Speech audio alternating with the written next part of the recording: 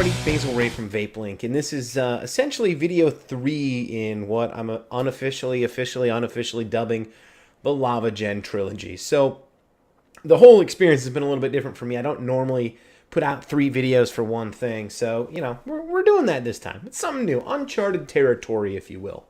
So if you haven't seen it, I'll put the links in the description here for my silica wick build, as well as my stainless steel mesh build, as well as Dino's video where he goes through all of that as well. So if you don't like me, you don't trust me, I don't know why you're watching this video, but you can check out Dino's video as well, which is absolutely fantastic. So it's hard for me to talk about the LavaGen without starting from the beginning, which really for me was VaporCon. So I was working the front door, you know, helping out with the guys from Vape TV and Green, you know, just helping them run the door so we could get everybody in, get the thing going. And somebody came up and said, hey, you know, Basil, I'm Dino. I want to show you something. And, you know, it didn't all click right away that we were talking Dino from LavaTank. I'd never met him, never really, you know, spoken with him. But, you know, I'd heard him talk on shows and things. And he pulled out a ProVary Mini and handed it to me and said, check this out. And I looked at it, and I could, you know, I recognized that it was a LavaTank on top, and I thought maybe he's, you know, wanted me to try the juice, whatever. And I looked and realized that it looked like a cyborg LavaTank of some sort because it had this stainless steel mesh, all stuff, and suddenly it just clicked. And I said, "Is this the LavaGen?" Obviously, I'd heard that this was going to be coming someday.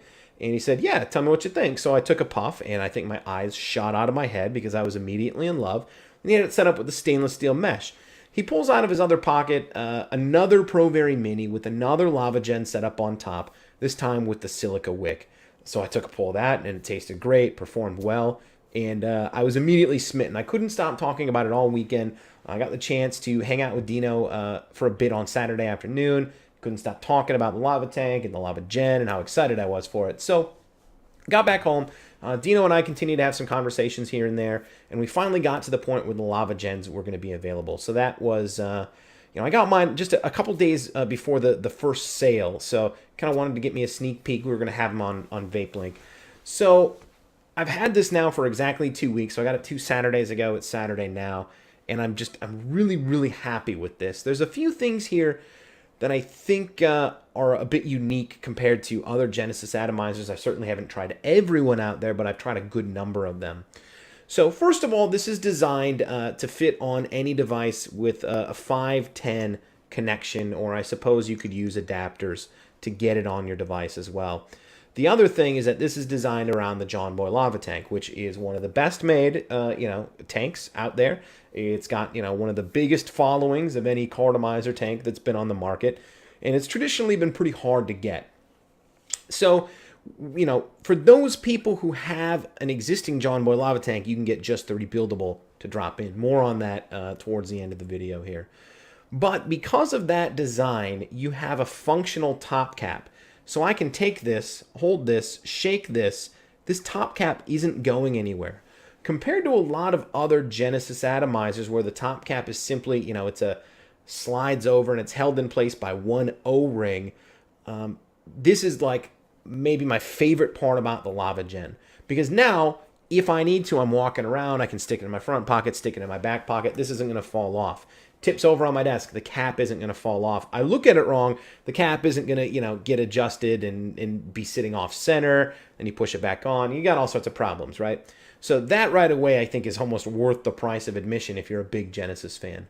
The other thing that's pretty nifty here is that because this is designed to go on any 510 threaded device, they've got it set up so that under the top cap, you have the positioning screw here, and you've got the jam nut that sits here on the center post that allow you to really dial in exactly where on this device your wick hole is going to be set up. So I use mine on my ProVary, and I have it set up so that the wick and air hole are right above the button, and that's how I like to vape it. I like to fire the button on the ProVary with my thumb.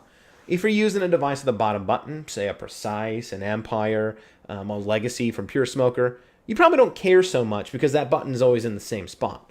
But for the rest of us using, you know, it on a device with a protruding button or even a recessed button that's on a side, it's nice to just have that. I can pick it up. I always know where it's going to be. The top cap's never going to be pushed off to the side, so I'm not jamming it into my cheek, jamming it into my tooth. Every time I pick this up, All I do is I position it like I normally would. I don't even have to look at it. Just grab it, vape it, and I'm ready to go. So setting it up this way, using it with my thumb, puts it at the right angle. I've got the wick lined up, so it's going to wick properly. The air hole's set there, and it's just a nice vape. Now, one of the things with that kind of top cap Genesis design where it's held in place by one O-ring that affords you is the ability to really turn the cap and adjust where the air hole sits in relation to your wick and your coil. You still get that here because you can simply turn the entire tube because it's separate from, there's 4 separate pieces. There's a top cap, bottom cap, tube, rebuildable section. So you still get that ability to adjust it. So if you like it right on, I like mine right on the coil. I like my coil to be built right where the air hole is. I can set it that way. If you like it a little bit off-centered, even if you like it 180 degrees opposite of that, you can easily achieve all of those in such a way that once you set it for that device, you don't have to tweak it in terms of how it's going to sit. So those things I think really make the LavaGen stand out, but most importantly, each one is going to kind of be unique to the owner. These tanks are not the same. They're all, slightly different, or it may be a similar pattern, but, machined out of a different piece of that acrylic, and, the patterns aren't going to line up the same, or if they do or they're close, chances are good that the actual top cap is going to be one of the different designs. So this is the stuff falling on my desk part of the show. This is the Ming design, and it's kind of a black and off-white swirly, and I think it looks pretty sharp here on the black Pro Very. I'm really happy with this. So what did this cost me? This cost me $125. That got me the caps, the rebuildable section, the sleeve to use it, and you also get the cartomizer tank sleeve. So if you don't like this, you get the whole kit, you don't like it, guess what? You still have one of the nicest cartomizer tanks that's out there. Now, one of the things that I also have, this is actually a glass, I believe it's fused quartz tube that was done by Kathy at Bedazzled. I like to use some juices with cinnamon oil and some of the other flavorings that are a bit notorious for cracking polycarbonate tanks. So I have mine set up here right now in a glass tube. Now, you can't get those from Dino. You have to go over to somebody like Kathy at Bedazzled to get one. But I think that's a pretty slick, something that you can get. It's kind of an accessory, if you will. We all love to accessorize, and this is a nice way to dress it up a bit. Or if you know that you like a lot of those liquids that are going to crack polycarbonate tanks, then you're really ready to rock and roll.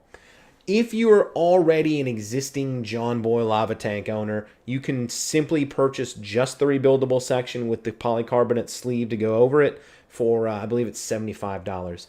If you have the reactor tank, you can get just the rebuildable section, drop it in, and it'll work just fine in the reactor tank. It's designed to work. You should have no problems. So really, at $125, you have a device or an accessory or an atomizer that kind of is going to function in 3 ways. You can use it with a silica wick, you can use it with a stainless steel mesh, or you can just use it as a cartomizer tank.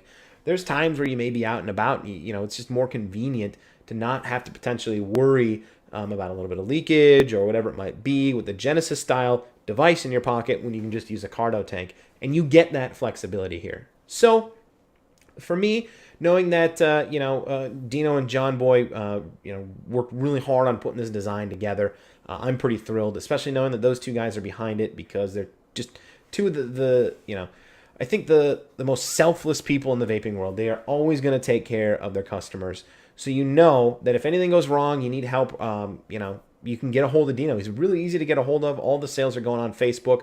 I'll put a link to the John Boy Lava Tank group on Facebook. That's the easiest and quickest way to find out when more are going to be going on sale. I believe there's going to be another real big run of these coming before the end of the year. So I am absolutely enamored with this. This has been the bulk of my tank-based vaping for the last 2 weeks. I give this a ringing endorsement. I think $125 is a perfect price point for somebody getting the whole thing, especially when you compare that to a lot of the other higher-end Genesis rebuildables out there that are $150, maybe $200. Some of them you have to order from overseas and you really have to wait. So I think it's priced right as an entry. It's, an even better deal at $75 if you already own a John Boy Lava Tank or a reactor tank. There's a few other tanks that may or may not fit this and accommodate this without modification. And if you like a Genesis tank, I think you're really gonna appreciate this. If you don't like it, try it with silica. If you don't like it, sell the rebuildable section, use it as a cardo tank. You're still ready to rock and roll. So really, I don't think there's any way you can lose with this. This is something that I will not trade away, will not sell. I am absolutely going to keep this. I paid for it. It's mine. It's not going anywhere. I'm a big, big fan, and this is my go-to rebuildable tank. I would go so far as to say this is the must-have rebuildable going into 2013. So treat yourself. Christmas is coming up. Make sure you check out the show, the Vape Link show, Mondays, 9:30 p.m. Eastern Standard Time, vapelink.com. If you got questions, need help, comment here on YouTube, send me a PM, get a hold of me on Facebook. It's facebook.com/Basilray. Twitter, @Basilray. Basil phone, 612. Oh, crap. What is the number? 612. Well, I'll put it in the comments. I can't even remember my own phone number. It's been so long since I put out a new video. So until I see you guys next time, please, by all means, take care.